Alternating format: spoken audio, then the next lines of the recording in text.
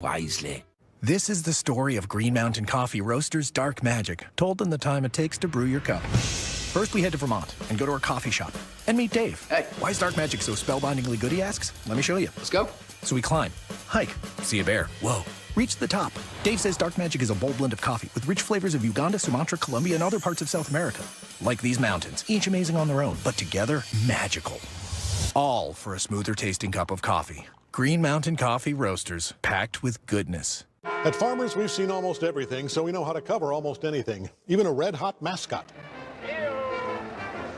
Whoop, whoop. Hey, you're on fire! You bet I am. Dude, you're on fire! Oh, yeah! No, you're on fire! Look behind you! I'm cool. That's one way to fire up the crowd. But we covered it. Talk to Farmers. We know a thing or two because we've seen a thing or two. We are farmers. Bum, bum, bum, bum, bum, bum. You can't predict the market, but through good times and bad, at T. Rowe Price, we've helped our investors stay confident for over 80 years. Call us or your advisor. T. Rowe Price. Invest with confidence. What does the future of the internet hold? Is it access to high-speed bandwidth for rural America? Or immediate reliable communications after a disaster? Is it video conferencing from the middle of the ocean or from the top of a mountain? At Airborne Wireless Network, our technology is leading the way to make that a reality. What does the future hold? Maybe it's connectivity for all. Medical marijuana is a multi-billion-dollar industry, but the future is this weed pill. Legally, isn't this right on the line? There's a reason why the labs in Mexico... What do you say? These people want the weed pill formula. It's a game changer for anyone who can get their hands on it. Somebody's going down.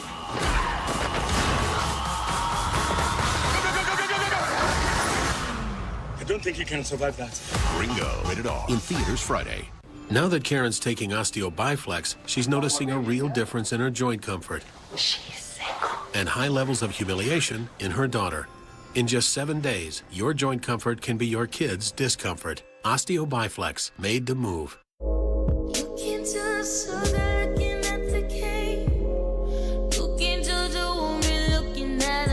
can't judge a daughter by looking at the mother. You can't judge a book by looking at the cover. Take a one look, try to read me like a book, but I'll leave them all shook, cause you can't judge a book by its cover. You can judge a book by looking at the cover. You can judge a book by looking at the cover.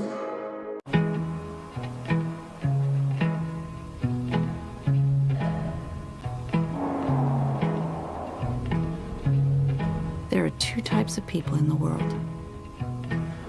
Those who fear the future, and those who embrace it. The future is for the unafraid. All because of you.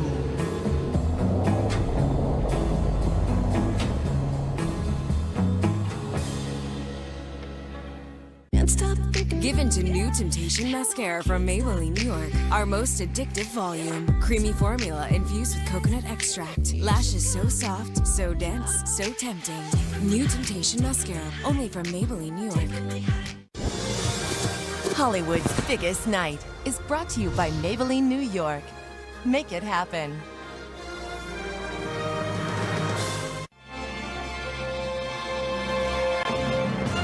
Oscar is the most beloved and respected man in Hollywood, and there's a very good reason why. Just look at him. Keeps his hands where you can see them, never says a rude word, and most importantly, no penis at all. He is literally a statue of limitations, and that's the kind of men we need more of in this town. As promised, Oscars host Jimmy Kimmel did not shy away from addressing the Me Too movement. 3 of Harvey Weinstein's most outspoken accusers, Ashley Judd, Annabella Sciorra, and Selma Hayek, taking to the stage as well to tell him and other predators their time is up. Joining me now, CNN senior media correspondent, host of Reliable Sources, Brian Stelter. And you just made a great point to me, which I will leave to you to make. The difference in what we were seeing on this night versus 2017 and Yeah. so many years prior. Harvey Weinstein was on the red carpet this time last year, celebrating like a media mogul that he was. This used to be Weinstein's stage. He would mount these elaborate Oscars campaigns and help actors and actresses win these fantastic prizes. Now, of course, 6 months later, we learned about this disgusting behavior in his past. He was kicked out of the Academy, and what a difference a year makes to see his accusers on stage instead. Ashley Judd, who was the lead of that original New York Times story, was on stage saying, a mighty chorus is saying time's up right now. And I thought it was important. These actresses said, we are just at the beginning. Change is going to take time. Erica, the most striking statistic for me for about last night was that 39 people were on stage accepting awards. 39 winners of the Oscars. Only 6 of those winners were women. So Hollywood has a long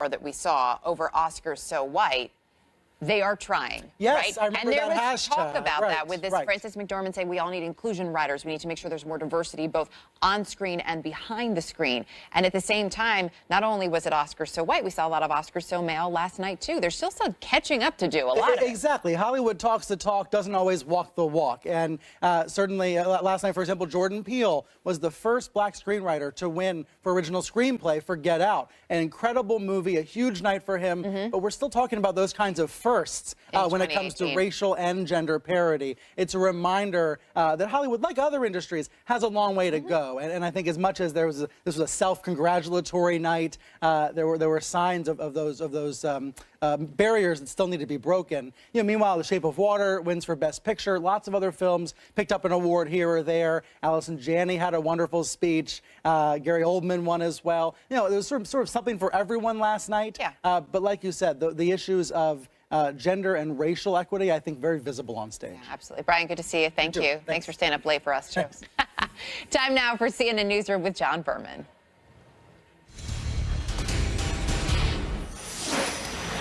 Good morning, everyone. John Berman here. So nothing like jumping into a once-in-a-generation trade war by the seat of your pants. Pants that, by the way, could soon become prohibitively expensive in some places. This morning, the president seems determined to send a giant tremor through the global markets, tariffs on steel and aluminum that will have the greatest impact on, wait for it, Canada. And there are signs that he is doing it over the objections of not only America's allies, but also the world's economists, members of his own party, and even his own staff. So whatever global turmoil this might cause, it is matched by the apparent turmoil within the administration. Listen to the Secretary of Commerce, Wilbur Ross, explain the president's thinking on this. Whatever his final decision is what will happen. What he has said, he has said. If he says something different, it'll be something different. So that clarifies everything. He essentially just said, you can take what the president has said to the bank unless you can't. Does that sound like a man who knows what the heck is supposed to happen? And Ross is one of the architects of this alleged policy. So what now? Caitlin Collins at the White House for us. Caitlin.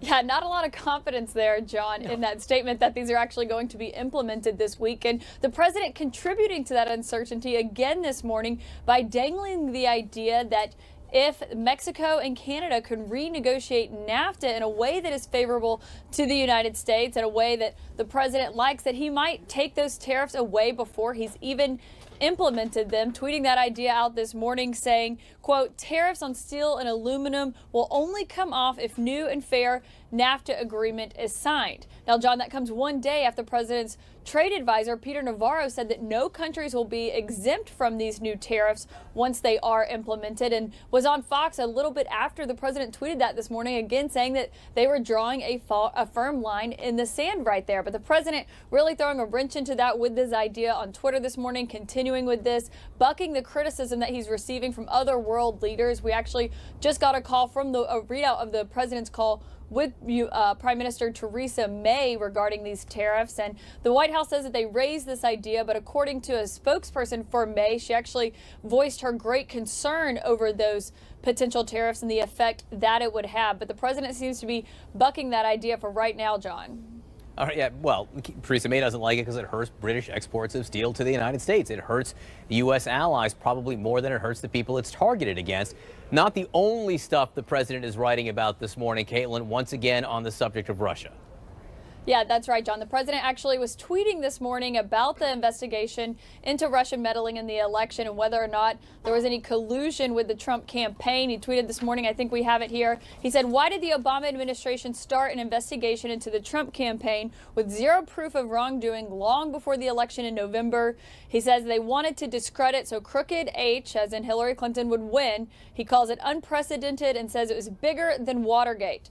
Plus, he ends, Obama did nothing about Russian meddling. Now, John, that last line there at the end, something the president has repeated quite some time over the last few weeks, saying the previous administration did not do anything to stop Russian meddling in the election, as the president has faced questions over what he's going to do to stop any future meddling in any United States elections here, John. But clearly something that's on the president's mind as he's getting ready to welcome the Prime Minister of Israel, Benjamin Netanyahu, here at the White House in a few hours. And right now, none of those meetings are open to the press. We'll see if the White House changes their minds on that. But right now, what we are keeping an eye out for is whether or not Jared Kushner is going to be involved in that meeting, especially after he was stripped of his top secret national security clearance last week, John.